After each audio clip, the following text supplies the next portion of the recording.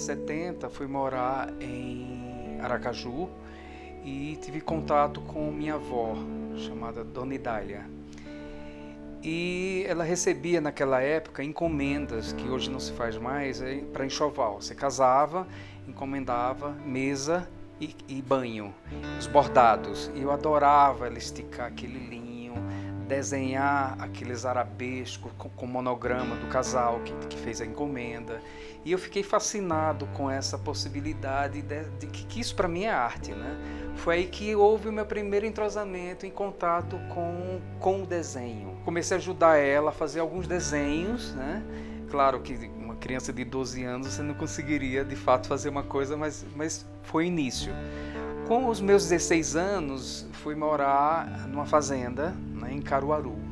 Tá? E lá, minha mãe, antes de se mudar para essa fazenda, morar nessa fazenda, ela tinha feito um quadro que era de um Cristo, olhando assim para cima, com coroa, todo ensanguentado, aquela coisa assim, com um manto vermelho e tal. E eu fiquei encantado com aquela arte. E aí eu queria fazer igual, mas eu já desenhava, né? Eu tentaria desenhar que ficasse mais ou menos parecido. E os primeiros desenhos saíram horrorosos, né? Todo troncho e tal. E aí os meus irmãos começaram a gozar da minha cara, né? Eu disse, não, mas eu vou provar que um dia eu consigo fazer pelo menos parecido. E aí desenvolvi, comecei a todo dia desenhar, até que um dia eu consegui fazer muito semelhante. E daí minha mãe começou a me ensinar a pintar. Foi aí que começou a minha arte.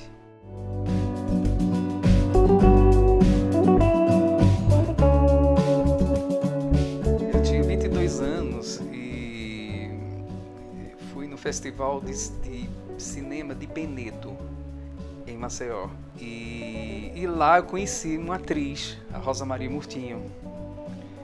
E eu apresentei o meu trabalho para ela através de foto e ela ficou encantada e disse, vou te lançar no Rio de Janeiro. Eu vou te fazer uma exposição sua no Rio de Janeiro. Eu disse, olha, tudo bem, mas antes de você me levar, eu quero fazer seu retrato. Ela de frente, uma roupa meio surrealista, com meio decotado, e a barriga dela abrindo, se transformando no palco, com a máscara dela mesmo, só que ela está rindo e aqui ela está séria. Muito interessante. Esse quadro está até hoje em destaque na entrada. Ela adora esse trabalho. E aí eu dei o trabalho e esperei alguns anos, né? Então acho que 2 anos depois de eu ter entregue o quadro, ela disse, não, vamos fazer. E foi fantástico, porque fiquei na casa dela e uma amiga até hoje, né? Eu sempre tive tendência para o surrealismo, sempre. E era um pouco influência de algumas obras minhas do Vitor Campanella, que em forma de ovo, né, fazia as figuras sair, né? E teve uma certa influência, que era o ovo que eu estava saindo de Maceió. Foi a saída, justamente foi a expulsão no Rio, foi que se deu essa exposição que eu fiz no Rio de Janeiro com o ovo, né? Fiz alguns trabalhos nesse sentido e com o passar do tempo aprimorei a técnica, né? E acontece que dentro desse inteirinho que eu comecei a observar que os meus amigos todos dormem com o cachorro na cama, né? E aí, disse, bom, como é que eu posso retratar isso? Aí eu comecei a retratar os cachorros dos meus amigos com corpo humano. Então, dentro dessa concepção antropomórfica, né, eu comecei a brincar. E aí, hoje eu já consigo fazer, eu trabalho com os 3 elementos, animal, vegetal e humano. O vegetal entrou depois. Dentro da concepção antropomórfica, né, eu consigo brincar com esses 3 elementos, tá? Você vai criando um conceito, você vai criando um estilo, né? E eu gosto de fazer, eu sinto prazer. As pessoas comentam, né? Puxa vida, a orelha, como você faz, mas é a minha identidade, né? Eu não vejo de outra forma. Eu sou uma pessoa retratista. Eu não gosto de pintar uma pessoa um pouco de lado, não. Eu gosto de fazer de frente, né? E eu tenho uma coisa com os olhos, porque os olhos, quando você olha para a minha tela, ela olha para dentro de você, tá? E se você acompanhar em volta da tela, parece que ela acompanha você no olhar. Todas as minhas obras têm esse formato, tá? Na expressão do olhar, né? E isso eu gosto muito realmente de fazer, trabalhando as cores e tal, e você vai desenvolvendo, você vai evoluindo, você vai pesquisando. Eu pesquiso muito, até hoje eu pesquiso pincéis, eu pesquiso mídios, né? Eu pesquiso tela, entendeu? Eu só trabalho com linho, né? Tem todo com várias camadas de gesso, um gesso especial que fica bem liso, o verniz é o acabamento, então você vai, mas sempre estou aprendendo. Sempre estou aprendendo. Faço minha pesquisa de laboratório é a casa do restaurador, porque lá tem tudo.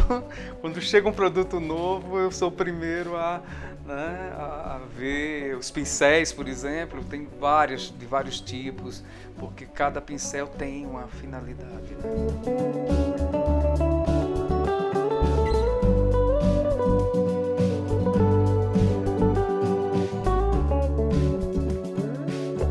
A minha técnica se divide em 3 etapas. Primeiro, a palheta monocromática, depois a palheta opaca e depois a palheta transparente, tá? A monocromática, geralmente eu crio o trabalho e desenvolvo tudo em preto e branco. Faço toda a obra em preto e branco. Okay? Ou seja, a pintura fica estruturada. Em cima dessa técnica, eu começo a palheta opaca, é onde eu vou dar a cor, aquele preto e branco. Vou fazer luz, trazer sombra, né? Para a palheta opaca. E a transparente é onde você controla sombra e luz. É onde entra o óleo, os mídios, para você conseguir diluir a tinta, para dar aquela sombra, para dar aquela luz, puxar um tom mais claro ou um tom mais escuro através de veladuras, tá? A famosa veladura, né?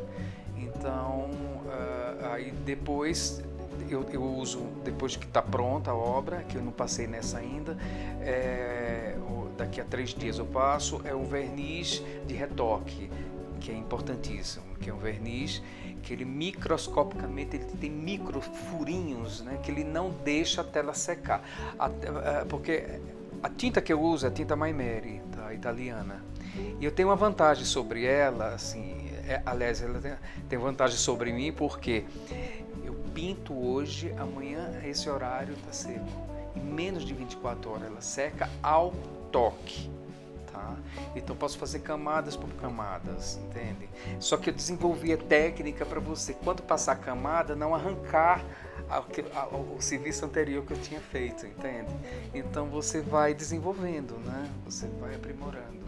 Eu acho que por exemplo, como eu faço pesquisa de pincel, cada pincel tem uma finalidade para conseguir determinado efeito, por incrível que pareça, tá? E, por exemplo, esse trabalho, você pensa que o fundo foi feito com aerógrafo, e não foi feito com pincel. Por quê?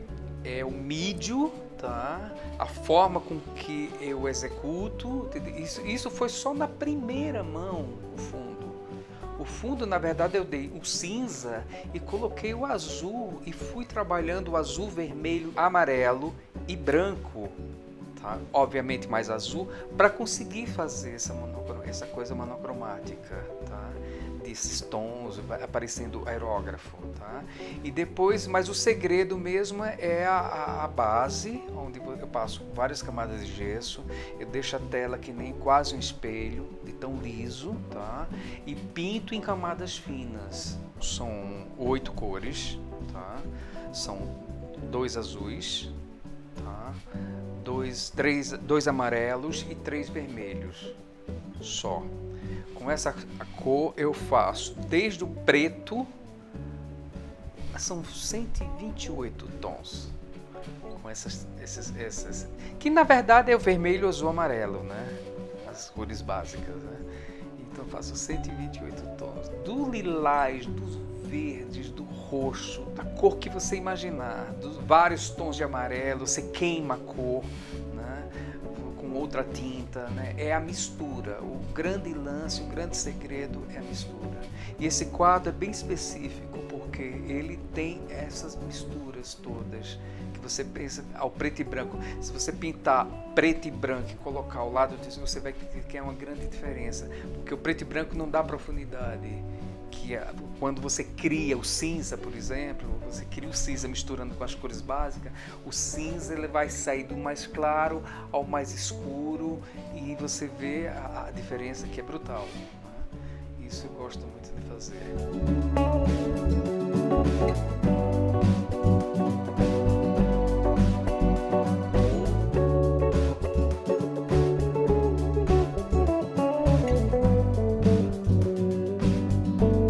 Fazia parte da galeria Nuvem, onde eu fiz 3 individuais.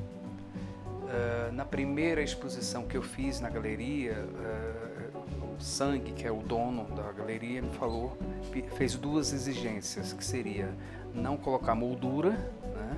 Primeiro, e o segundo, não assinar, porque a minha assinatura poderia interferir na obra. Eu fiquei puto, né? Não assinar, como assim? Realmente ele tem razão, chama a atenção. Acho que a obra tem que se destacar, por mais que eu seja discreto, por mais que eu mude o tom do quadro para fazer assinatura, não adianta, realmente interfere. E aí eu resolvi assinar atrás, né? E de contraponto eu passei a colocar em cada obra um detalhe, né? Seria meu fio de cabelo. Eu pego o cabelo, corto mais ou menos nesse tamanho e aplico com a pinça, dou na primeira camada de monocromático, ele já está lá secando, ele vai cobrindo e ele fica volumoso, né? Aqui sim eu consigo, você vai ver que tem de fato um pelo. É meu DNA impresso. Grande dica é leia bastante, entendeu? Aprenda sobre técnicas, né? E para você conseguir realmente chegar a um denominador comum, que é a arte com você mesmo. Eu gosto de pesquisar, eu gosto de ver o artista, conversar, pesquisar, ver o que ele está sentindo. Eu não gosto de julgar a obra do artista, eu gosto de sentir. A arte, ela transpassa, cara. Quando ela é boa, pode ser aqui, pode ser na China, ela é boa em qualquer lugar, entende o que eu quero dizer? Eu bato o pé muito nisso, sabe? E dessa coisa do trabalho, dessa coisa do conceito, dessa coisa, não pintar por pintar.